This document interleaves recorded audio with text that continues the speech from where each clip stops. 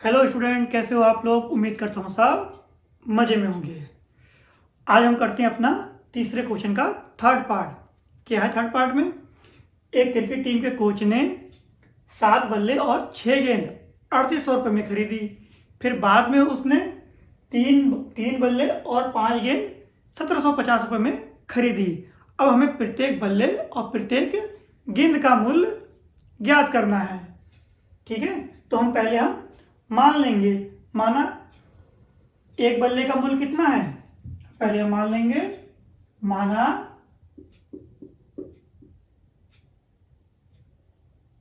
माना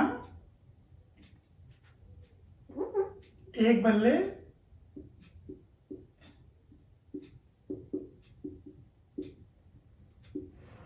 का मूल्य बराबर है ₹X और एक गेंद का मूल्य ये हो जाएगा ₹Y। यानी कि एक बल्ले का मूल्य कितना है, X रुपये हो गया, और एक गेंद का मूल्य हो गया आपका Y रुपये। अब क्या कहा, टीम के कोच ने 7 बल्ले और 6 गेंद खरीदी। यानी एक बल्ले का अगर मूल्य X रुपये है तो 7 बल्ले का मूल्य कितना होगा, 7X। यानी उससे गुणा कर देंगे। जैसे मान लो मैं आपसे कहता हूं एक बल्ले का मूल्य अगर 100 रुपये है, एक बल्ले का मूल्य अगर 100 रुपये है तो 5 बल्ले का मूल्य कितना होगा, 100 गुणा 5 यानी 500। उसी प्रकार अगर एक बल्ले का मूल्य X रुपये है तो 7 बल्ले का मूल्य कितना होगा, 7 गुणा X यानी 7X। तो आपकी जो समीकरण बन जाएगी 7X, फिर एक गेंद का मूल्य है Y, तो 6 गेंद का मूल्य कितना हो जाएगा, 6Y। तो हम लिख लेंगे 6Y, और टोटल यानी 7 बल्ले और 6 गेंदें टोटल कितने रुपए में आई है, 3800 रुपये में आई है। ठीक हो गया। तो ये हमारी हो जाती है समीकरण नंबर 1। अब इसी प्रकार सेम टू सेम दूसरी समीकरण बनेगी। तो अब देखिए, अब कितनी है, 3 बल्ले, यानी एक बल्ले का मूल्य X, तो 3 बल्ले का मूल्य कितना होगा, 3X। फिर 5 गेंद है, एक गेंद का मूल्य Y, तो 5 गेंद का मूल्य कितना हो जाएगा, 5Y। अब टोटल कितना सामान आया, 1750 रुपये का सामान आया। ये हो गई आपकी समीकरण नंबर 2। अब हमें इसे प्रतिस्थापन विधि से करना है, तो हम समीकरण 2 से हम x का मान निकाल लेंगे। आइए निकालते हैं। तो ये हो जाएगा 3x यही रहेगा, 5y को हम इधर ले जाएंगे, तो ये बराबर में हो जाएगा 1750, और 5y प्लस का इधर जाएगा तो ये हो जाएगा माइनस में। अब देखिए फिर x का मान निकालते हैं यहां से, तो x बराबर हो जाएगा 1750 माइनस का 5y बट्टे में 3 कहाँ जाएगा, बट्टे में, जो चीज गुणा में होती कहाँ जाती है, बट्टे में डिवाइड में। तो यहां से आपका समीकरण 2 से x का मान निकल गया। अब इसको हम समीकरण नंबर नाम लेते 3, समीकरण नंबर 3। अब इस x का मान हमने निकाला कहां से, समीकरण 2 से निकाला है, तो हम इस x के मान को रख देंगे समीकरण नंबर 1 में। आइए लिख देते हैं x का मान समीकरण 1 में रखने पर आइए इस x के मान को कहां रख देते हैं, समीकरण 1 में। समीकरण 1 क्या है आपकी, 7x, तो 7 तो ऐसे ही रहेगा और x ये सारा चीज जाएगा, यानी कि 1750 माइनस का 5y बट्टे में 3। ठीक है, यानी कि 7 तो ऐसे ही रहा, x की जगह x का मान आ गया, फिर प्लस का 6y, प्लस के 6y को ऐसे लिख दीजिए, फिर बराबर में 3800। ठीक हो गया। अब हम इसको सॉल्व करते हैं। तो देखिए, अब 7 की हम 1750 से गुणा करेंगे, तो 7 की 0 से मल्टीप्लाई करेंगे तो 0 ही आएगा। फिर 7 पंजे 35 का 5 हासिल कितने बचे, 3। फिर 7 सत्ते 49, और 49 और 3 होता है 52, यानी 52 का 2 हासिल 5। फिर 7 एकम 7 और 7 5 12, यानी ये आपका आ गया 12,250। फिर 7 की 5y से 7 की हमने पहले इससे मल्टीप्लाई करी, अब 7 की करेंगे -5y से, तो 7 पंजे 35y, और बट्टे में इस पूरे के बट्टे में आएगा आपका 3, फिर प्लस का 6y बराबर 3800, कितना है 3800। अब हम इसको सॉल्व करेंगे। देखिए ये भिन्न के रूप में है, लेकिन ये भिन्न के रूप में नहीं है, तो हम इसके नीचे 1 मान लेंगे और इसे भिन्न के रूप में बना लेंगे। अब 3 और 1 का हम एलसीएम लेंगे, तो 3 और 1 का जब हम एलसीएम लेंगे तो क्या आएगा, 3 ही तो आएगा। अब 3 को 3 से भाग करेंगे, एक बार जाएगा, और 1 चीज पूरे से मल्टीप्लाई करेंगे तो कोई फर्क नहीं पड़ेगा, ये चीज ऐसी की ऐसी आएगी। तो हम यहाँ लिख लेते हैं 12,250 माइनस का 35y प्लस, अब देखिए 1 को 3 से भाग करेंगे 3 बार जाएगा, और 3 की 6 से गुणा करेंगे 3 छक 18y जाएगा, बराबर में 3800 ऐसे ही रहेगा। अब इसको थोड़ा सॉल्व कर लेते हैं, तो ये 12,250 तो ऐसे ही रहेगा। फिर देखिए ये भी y का है, ये भी y का है, तो माइनस प्लस क्या होता है, माइनस से नहीं घटाते हैं, तो 35 में से 18 घटाएंगे तो हमारा बचेगा 17y। अब बचेगा प्लस का कि माइनस का, देखिए माइनस प्लस माइनस होता है, नहीं घटाते हैं, चिन्ह उसका आता है जो संख्या बड़ी होती है। बड़ी कौन सी, 35y, तो इसका चिन्ह आएगा माइनस का, और बट्टे में 3 ऐसी आएगा, बराबर में 3800। अब इसके नीचे मान लेंगे 1 और कर देंगे तिरछी गुणा यानी क्रॉस मल्टीप्लाई। अब इस पूरे की 1 से मल्टीप्लाई करेंगे तो यही चीज आएगी, 12,250 माइनस 17y बराबर, अब 3 की हम 3800 से गुणा कर देंगे, तो 3 0 का 0, 3 0 का 0, 3 अट्ठे 24 का 4 हासिल 2, 3 3 9 और 9 2 11, हो जाओ भाई 9 2 11। यहाँ तो आ गया होगा आपके समझ में। अब देखिए, अब इस नंबर वाले को उठा के ले आएंगे इधर, तो ये माइनस का 17y रहेगा यही का यही, बराबर में 11,400, और ये इधर प्लस का इधर जाएगा तो माइनस में 12,250, तो माइनस का 17y ऐसी कैसी रहेगा। अब देखिए 12,200 इसमें से तो ये घटेगा नहीं, तो 12,250 में से ये घटाएंगे, तो 0 में से 0 जाएगा, 0 बचेगा, 5 में से 0 जाएगा, 5 बचेगा, 2 में से नहीं जाएगा तो हासिल लेंगे, 12 में से 4 जाएगा, 8 बचेगा, फिर यहाँ कितना बचा 1, और 1 में से 1 जाएगा, कुछ नहीं बचेगा, और फिर इसमें से 1 जाएगा तो भी कुछ नहीं, यानी कि आपका माइनस का 850 रुपये आ गए। ठीक है, यानी देखो प्लस माइनस माइनस होता है, घटाते हैं चिन्ह उसका था जो संख्या बड़ी होती है, बड़ी कौन सी ये है, तो इसका चिन्ह आएगा माइनस का। अब y की वैल्यू निकाल देंगे, तो y बराबर हो जाएगा माइनस का 850, और माइनस 17 कहाँ जाएगा, बट्टे में, तो माइनस से माइनस काट देंगे, और 17 एकम 17, 17 पंजे 85, और 0 ऐसे आ जाएगा। तो यानी कि आपका y का जो मान आ गया है वो आ गया है 50। यहाँ y गया था हमारा गेंद के, एक गेंद का मूल्य कितना आ गया आपका 50 रुपये आ गया। अब हम इस मान को कहाँ रख देंगे, समीकरण नंबर 3 में रख देंगे, तो हमें बल्ले का मूल्य ज्ञात हो जाएगा। तो हम यहाँ लिख लेते हैं y का मान समीकरण 3 में रखने पर, 3 में रखने पर रख दी 3 में, तो हमारी 3 क्या है, 3 हमारी x बराबर 1750 माइनस 5, और y की जगह कितना आएगा 50, और बट्टे में कितना है 3। तो आइए सॉल्व करते हैं इसे, तो x बराबर 1750 माइनस 5 की 50 से गुणा करेंगे तो 5 पंजे 25, यानी कि 250 हो जाएगा ये, और बट्टे में 3। तो जो आपका x का मान आएगा 1750 में से जब 250 घटाएंगे, यानी 0 में से 0 गया 0, 5 में से 5 गया 0, 7 में से 2 गया 5, और आपका 1 बच गया, तो बट्टे में 3। अब इसको भाग करेंगे, 3 एकम 3 और 3 पंजे 15, 2 0 ऐसे उतर जाएंगे, तो आपका जो x का मान आ गया कितना आ गया 500, यानी कि एक बल्ले का मूल्य है 500 रुपये और एक गेंद का मूल्य कितना है 50 रुपये। ठीक है, तो आप यहां लिख देंगे, यानी कि एक बल्ले का मूल्य कितने रुपए है 500 रुपये और एक गेंद का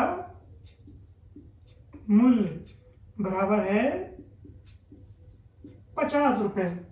तो इस तरह से आप अपने एग्जाम में इसको करके आएंगे।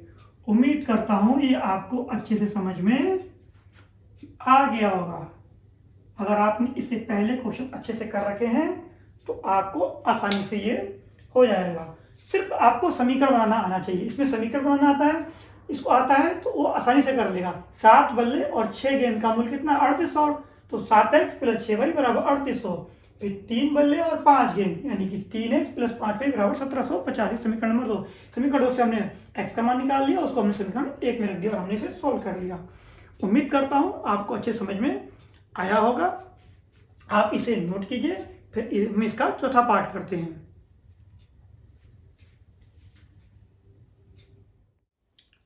अब हम करते हैं तीसरे का चौथा पार्ट। क्या चौथे पार्ट में, एक नगर में टैक्सी के भाड़े में एक नियत भाड़े के अतिरिक्त चली गई दूरी पर भाड़ा सम्मिलित कहता है और 10 किलोमीटर दूरी के लिए भाड़ा है 105 रुपये और 15 किलोमीटर दूरी के लिए भाड़ा है 155 रुपये। हमें नियत भाड़ा और प्रति किलोमीटर भाड़ा क्या है बताना है। पहला एक पार्ट ये है, फिर दूसरा पार्ट हमें बताना है कि एक व्यक्ति अगर 25 किलोमीटर यात्रा करता है तो उसे कुल कितना भाड़ा देना होगा। ठीक है, तो हम पहले नियत भाड़ा मान लेते हैं, माना नियत भाड़ा मान लेते हैं x और प्रति किलोमीटर भाड़ा मान लेते हैं हम y। आइए लिख लेते हैं, माना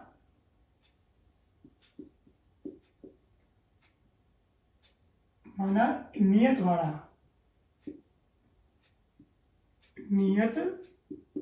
भाड़ा बराबर है रुपए x और प्रति किलोमीटर भाड़ा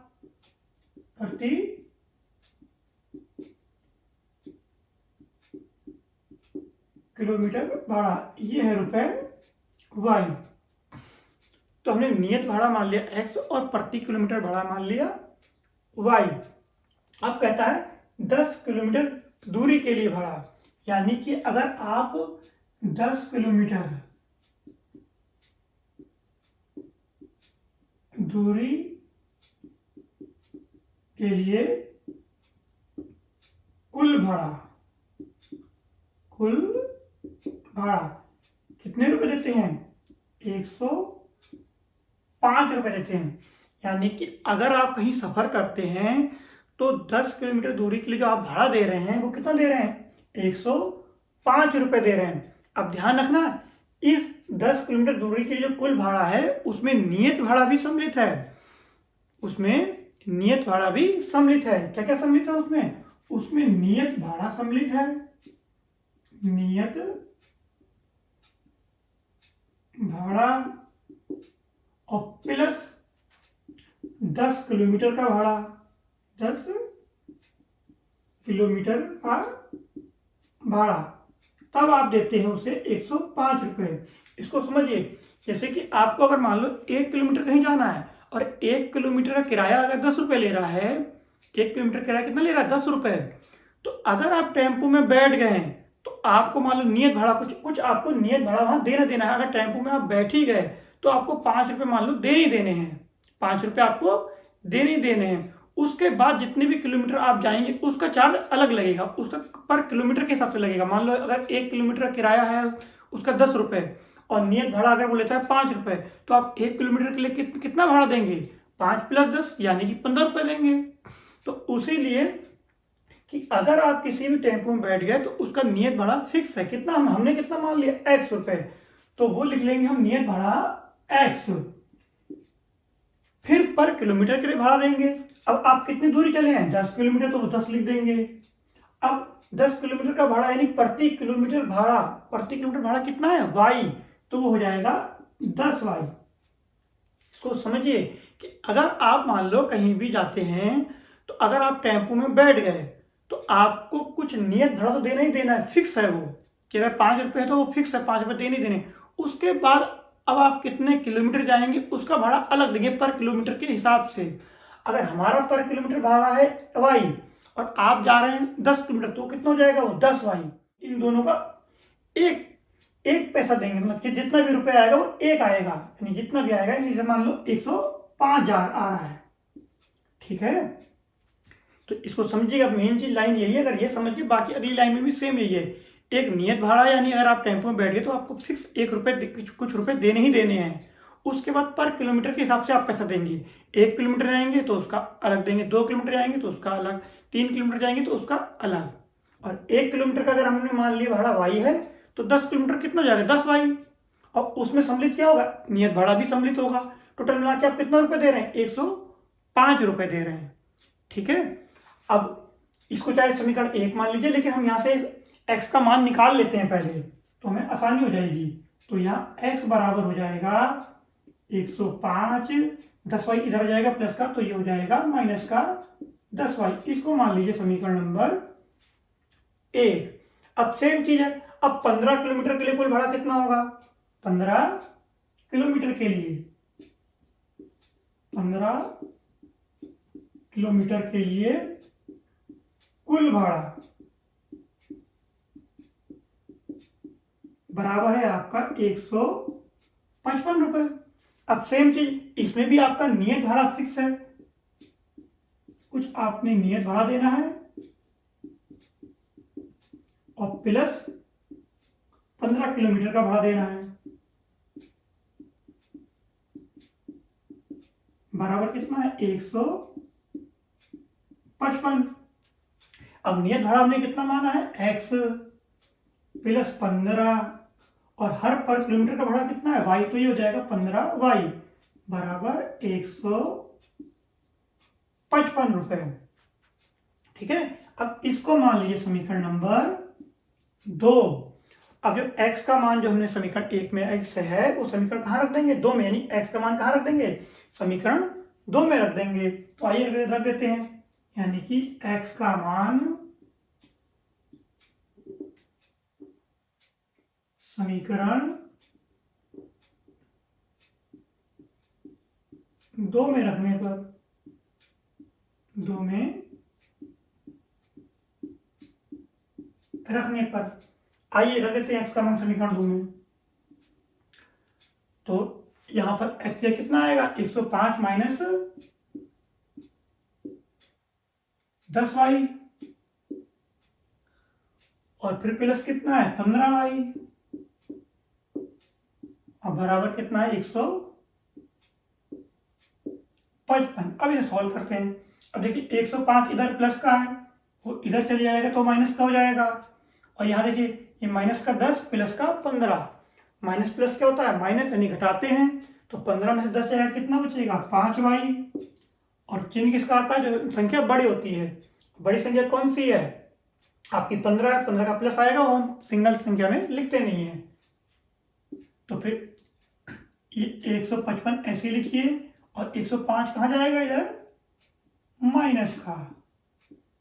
अब इसको घटा दीजिए, तो 5 वाई बराबर 155 में से 5 जाएंगे तो आपका बचेगा 50। फिर वाई बराबर कितना हो जाएगा 50, और 5 कहाँ जाएगा बट्टे में। अब इसे काट दिए, 5 से कम 5, 5 नहीं 50, तो वाई आ गया आपका 10। यानी कि 1 किलोमीटर के लिए भाड़ा कितना है 10 रुपए, 1 किलोमीटर के लिए भाड़ा है 10 रुपए। अब इस y के मान को कहाँ रख देंगे समीकरण नंबर 1 में रख देंगे। आइए रख देते हैं, y का मान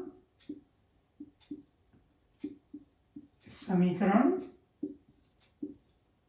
1 में रखने पर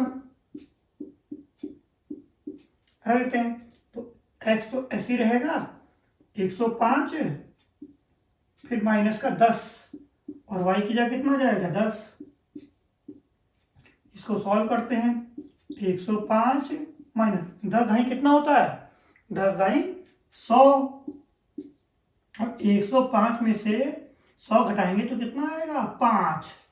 तो इस प्रकार आपका जो नियत भाड़ा जो उन्होंने फिक्स किया, जो हमने पहले भी आपसे कहा था कि जो नियत भाड़ा है वो कितना आ गया 5, और प्रति किलोमीटर भाड़ा कितना आ गया 10, यानी आपका x का मान आ गया 5 और y का मान आ गया 10। यानी कि आपका नियत भाड़ा कितना है, जो नियत भाड़ा है वो 5 रुपये है और प्रति किलोमीटर भाड़ा कितना है 10 रुपये, वो आप यहाँ लिख दीजिए। यानी कि आपका नियत भाड़ा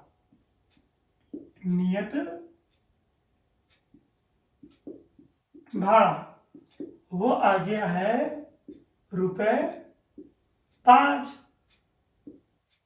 और प्रति किलोमीटर भाड़ा वो आ गया है ₹10। तो यहां तक आपका एक पार्ट कंप्लीट हुआ है कि उसमें पूछा था नियत भाड़ा था प्रति किलोमीटर भाड़ा क्या है, तो वो आपका ये आंसर आ गया है। ठीक हो गया। अब निकालेंगे अगर किसी व्यक्ति ने 25 किलोमीटर यात्रा की है तो उसे कुल कितना भाड़ा देना होगा। अब इसका सेकंड पार्ट करते हैं। तो 25 किलोमीटर का कुल भाड़ा कितना होगा, 25 किलोमीटर का कुल भाड़ा। तो देखिए अब 25 किलोमीटर का कुल भाड़ा है तो उसमें क्या क्या होगा, उसमें एक तो नियत भाड़ा होगा, क्या होगा नियत भाड़ा, और प्लस कितने किलोमीटर गया वो 25 किलोमीटर, तो 25 किलोमीटर का भाड़ा होगा 25 किलोमीटर का भाड़ा। ठीक हो गया। अब नियत भाड़ा कितना है हमारा x है प्लस 25 और प्रति किलोमीटर का भाड़ा कितना है y। तो यहां से हम जो x y का मान है, जो x और y का मान है यहां रख देंगे तो हमें 25 किलोमीटर का कुल भाड़ा मिल जाएगा। तो x का मान कितना है 5 प्लस 25 और y का मान कितना है था 10। तो 5 प्लस 25 है कितना होगा 250 बराबर। अब इन दोनों को जोड़ दे कितना आ गया 255। यानी कि 25 किलोमीटर के लिए कुल कितना भाड़ा देना होगा उसे 255 रुपए देने होंगे। ठीक है, उम्मीद करता हूं आपको इतना समझ में आ गया होगा। बस मेन एक ही लाइन इसमें आपको मेंशन करनी, अगर ये आप समझ गए कि कोई भी व्यक्ति अगर 10 किलोमीटर कुल दूरी तय कर रहा है तो वो कुल कितना रुपए दे रहा है 105, लेकिन उसमें नियत भाड़ा भी इंक्लूड है और पर किलोमीटर का भाड़ा इंक्लूड है। ठीक है, यानी कि नियत भाड़ा भी उसमें सम्मिलित है और 10 किलोमीटर का भाड़ा भी सम्मिलित है। तब टोटल रुपए वो दे रहा है 105 रुपए। नियत भाड़ा हमने मान लिया x, पर किलोमीटर भाड़ा मान लिया हमने y, तो 10 किलोमीटर के लिए कितना हो जाएगा 10y बराबर टोटल रुपए दे रहा है वो 105। बस ये लाइन आपको याद रखनी, ध्यान रखना है इसको। अगर ये समझ गए तो सेकंड लाइन तो सेम है। जब आप 10 किलोमीटर के लिए निकाल लेंगे तो 15 किलोमीटर के लिए क्या हो जाएगा नियत भाड़ा प्लस 15 किलोमीटर भाड़ा बराबर 155 रुपये। ठीक है, फिर इसे समीकरण जाएगी, फिर आपको सॉल्व करना आता ही है, बाकी आप कर लेंगे। उम्मीद करता हूं आपको अच्छे समझ में आ गया होगा। बस आप इसकी प्रैक्टिस करते रहें, जितनी प्रैक्टिस करेंगे तो आप उतने ही अच्छे समय इसे समझ पाएंगे। ठीक है, अब आप इसे नोट कीजिए, फिर हम इसके बाद इसका नेक्स्ट पार्ट करते हैं।